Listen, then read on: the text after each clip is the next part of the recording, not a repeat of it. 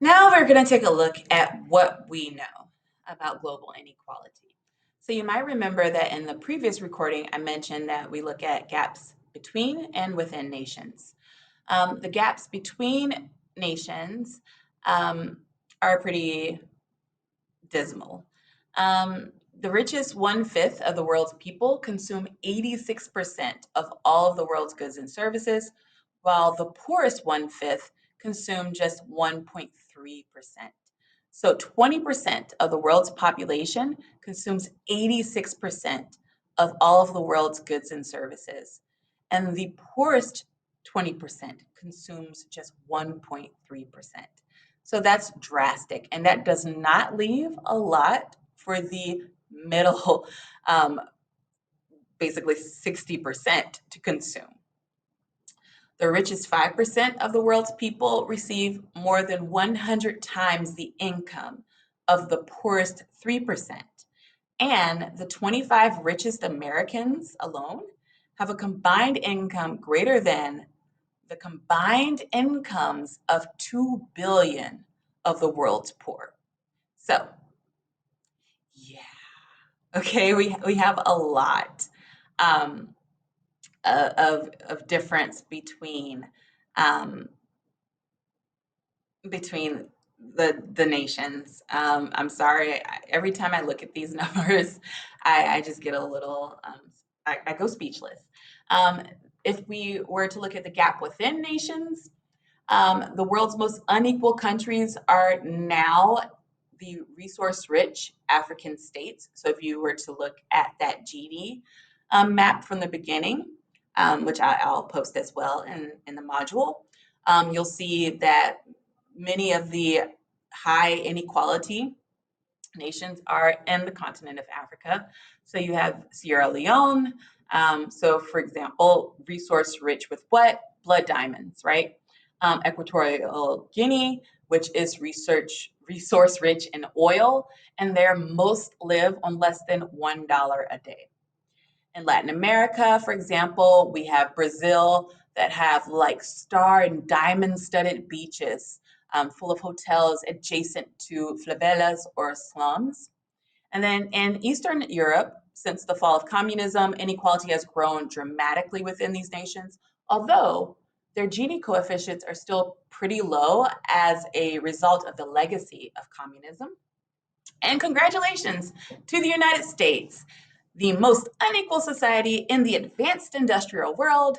The richest 1% of the United States controls more than 40% of US wealth. So, yay. US wants to be first, we're first. So, something else that we know about global inequality is that there are variations of poverty. And we talked about this a bit when it came to the United States in the previous module. We looked at absolute and relative poverty, but we had some differing definitions. Here, your definitions are going to vary a bit from those. So, with global relative poverty, typically a person can afford necessities but can't meet standards of the society. And so here it's really looking at this more subjective measure of what it means to feel poor, right? And you can kind of think about what it means to feel poor in the U.S. There's a lack of stability, perhaps, um, that those needs aren't always assured, and sometimes you might need assistance. But typically, you're able to get access to those basic necessities. With absolute poverty, we're looking at extreme poverty globally. Here, there is a lack for basic necessities. Again, the hard stop is being below the international poverty line of $2.15. And I'd have to say that even if you're within $3, $4, $5, or $6 per day per person, you're still really close to being in absolute poverty, if not extreme. We know who's poor in the US, um, and poverty in the US has a gender. Women are the poorest in the world. One of the biggest resources that women lack globally is time. Time is a huge resource that can influence women's poverty and participation in politics and social change and justice. Um, And so often we think about, oppression, and we think about patriarchy, and how those get into the way. But time is also a more direct issue that keeps women who have resources, even, or who have, by resources I mean who have access, from being able to participate. And that still drives poverty. Some of the reasons why women are the poorest in the world is looking at the number of female headed households and knowing that there is a gender gap when it comes to employment and wages and occupational segregation. Of course, that means that those female headed households don't have as much money to work with as those that are headed by men. I think we mentioned in the previous module that lesbian same sex couples are actually more likely to be impoverished than gay same sex couples. Um, Another reason is unpaid labor and patriarchal arrangements in the domestic and private sphere that kind of keep women limited and restricted both in their physical and their social mobility. That there's this gendered division of labor. Um, and that women are expected to do all this unpaid work that is undervalued, and also to do work that actually brings in income as well. Um, there's also a focus on development programs for men more so, and that those development programs or that development funding often cuts back resources that could be helpful for women, like social services, like public education and childcare, and focuses funding on men's economic efforts, so agriculture and technology, that is usually centered around or relying on the free labor of women in the domestic sphere, and in supporting the household so that those programs directed to men are able to succeed or have a greater chance of succeeding. And then finally, neoliberalism. And so I'm going to give you a sub module on neoliberalism because it's huge. And I can't fit it into this video without really exhausting you. But here, a lot of things have impacted women when it comes to economic development.